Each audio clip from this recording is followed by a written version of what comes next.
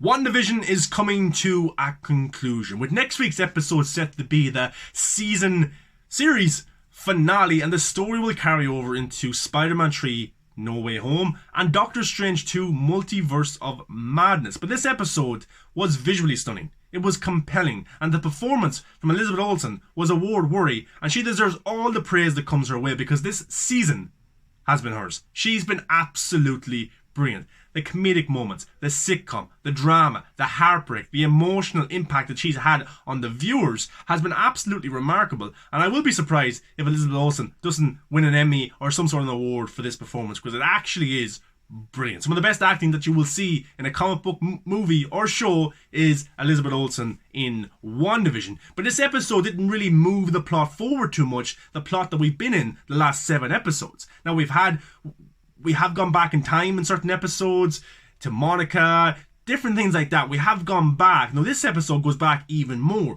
and it goes in deep into Wanda's kind of origin, her heartbreak, her traumatic moments in terms of Vision, her family, meeting the Avengers, all those kind of scenarios. But it's interesting because we get a kind of an origin story for Agatha as well, where she was a witch, Salem, Massachusetts, 1670 or 1680. She's about to be sacrificed or burnt at the stake because she's too powerful. She's using her power for evil. These other witches, who are probably good witches, are trying to kill her because she's gone too powerful and she's using her powers for bad. So they're trying to sacrifice her, but it goes completely wrong. It looks like the witch's energy they're using to try and kill Agatha is going into Agatha and killing the other witches, and then Agatha finally kills her mother and takes her brooch. So we've got an interesting origin story. But from what I can get from Agatha is that she was trained to be a witch. And her kind of purpose right now in being the villain for WandaVision, this evil witch, is to understand how and why is Wanda using her powers, and how exactly did she get them, because Agatha has been trained to be a witch, and the power that she wants to obtain she doesn't have, but Wanda does, and she's never been trained. So that is pretty interesting, and that's kind of is Agatha's main purpose, is to get the power that Wanda has. So we go back in time. Whatever power Agatha has, she's able to see the past, maybe see the future as well, and she brings Wanda back to her past, her as a kid, a happy family, her with her parents and Pietro watching sitcoms. That's where the sitcom element came into it, watching Malcolm in the Middle, Dick Van Dyke, shows like that, Addams Family. So pretty interesting. So that's where the sitcom element came from. That was kind of her go-to. That was her kind of her center to everything, to be happy as a child with her parents, which was interesting. And then we get kind of an explosion, and we get to see a Stark missile. That's where kind of the hate starts for Stark.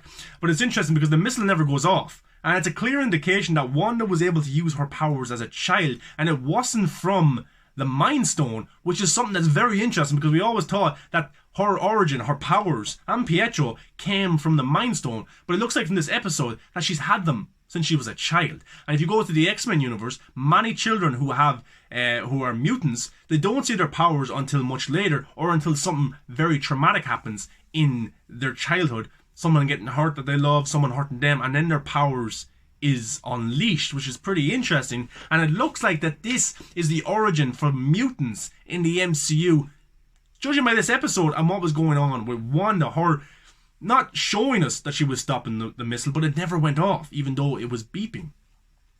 We get a look at her as well being experimented on, with the Mind Stone, and even the scientists say that she nobody else has survived this, but Wanda survives it. And what the Mind Stone does is it kind of awakens the power in Wanda, but it wasn't how she was created with the power. So I also found that very interesting. We get a very heartbreaking moment with her and Vision watching Malcolm in the Middle, but Vision is trying to relate to Wanda, even though he's not a human. He can't really feel what she's going through, but he says the perfect thing to her to make her feel happy, and that's where they kind of gain a connection. That's where they kind of fall in love, and I thought that was a very sweet, heartbreaking moment between those two. But this episode, as I said, it didn't move the plot forward too much. It just gave us background information to what exactly is going on with Wanda. But we got to see probably every single traumatic experience that she's gone through in her life. And it has been terrible.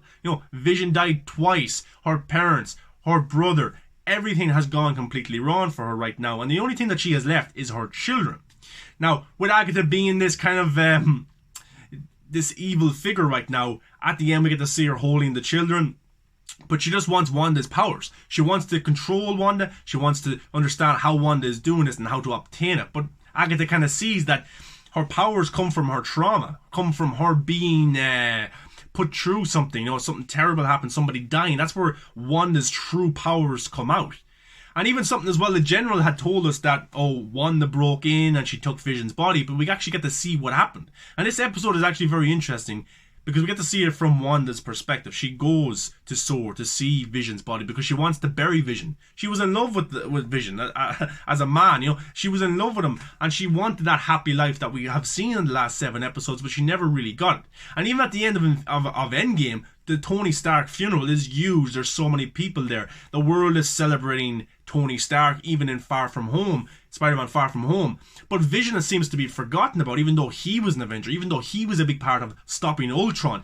He seems to be forgotten about, while Tony Stark gets buried, gets kind of put as hero paintings, posters all over the place of Tony Stark. Vision seems to be forgotten, and all Wanda wants to do is bury the love of her life, her soulmate. But they're experimenting on Vision. They're using his vibranium to it's worth $4 billion, the General said as well. But he told us that Wanda broke in and took the body. That's not what happened whatsoever. It just shows you how things can be manipulated with footage or things like that. But she went in, she wanted to see Vision's body, she wanted to lay him to rest, she wanted to bury him, but they were pulling him apart and experimenting on him and just doing whatever else, and she didn't like that.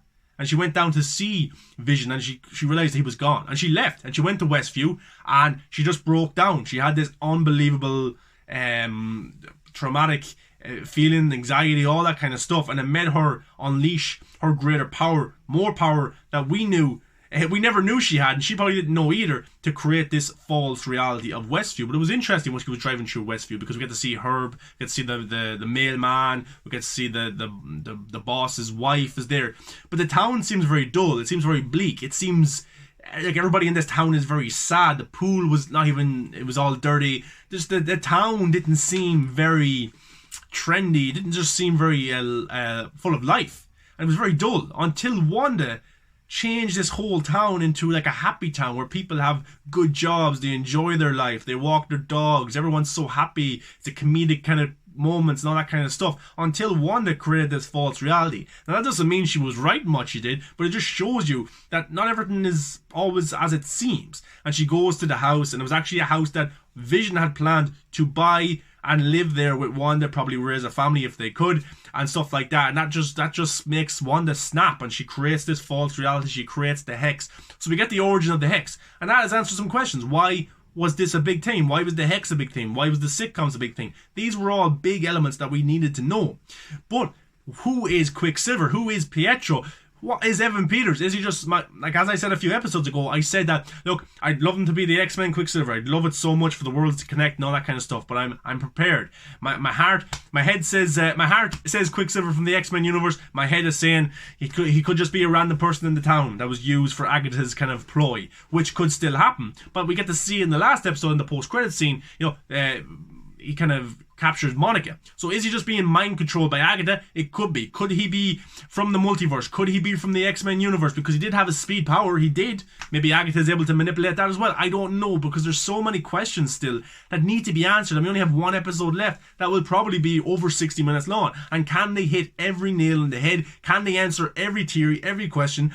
I don't know if they will, but there's just so much stuff that we are so interested in and we want answers for. And that's one I'm really interested in, is who the hell is Evan Peters playing? Is he playing Nightmare? Is he playing Mephisto? Is he a villain? Is he Quicksilver from the X-Men universe? Or is he just a random person? And I'm prepared for him to be just a random person, but I hope not, because that will be a bit underwhelming.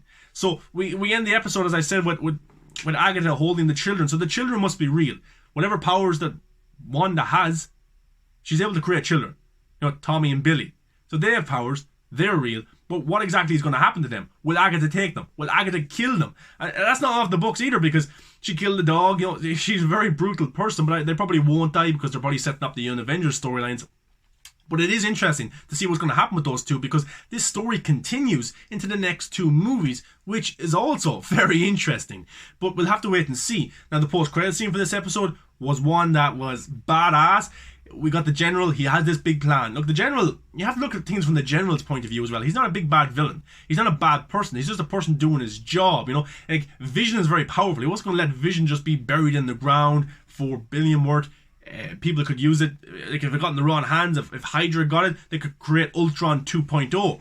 But I'd say the general does a little bit of PTSD, very much like Tony Stark in Iron Man 3 leading into Age of Ultron, where he created Ultron because he was in fear of what was going to happen. He didn't want Thanos to take over the world, which it eventually did happen, but the general doesn't want this to happen again, where people vanish away, so he needs to have a plan in place, and it looks like he is fearful of Wanda because she is so powerful, and he's probably right because of what she's done to the people in this town, but then Agatha is also using that for her own advantage too.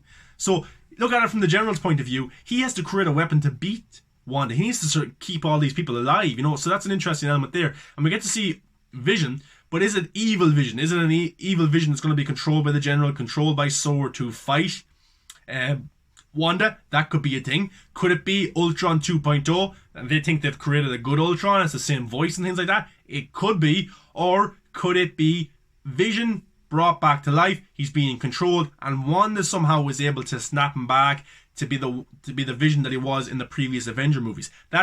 They're all things that could happen as well.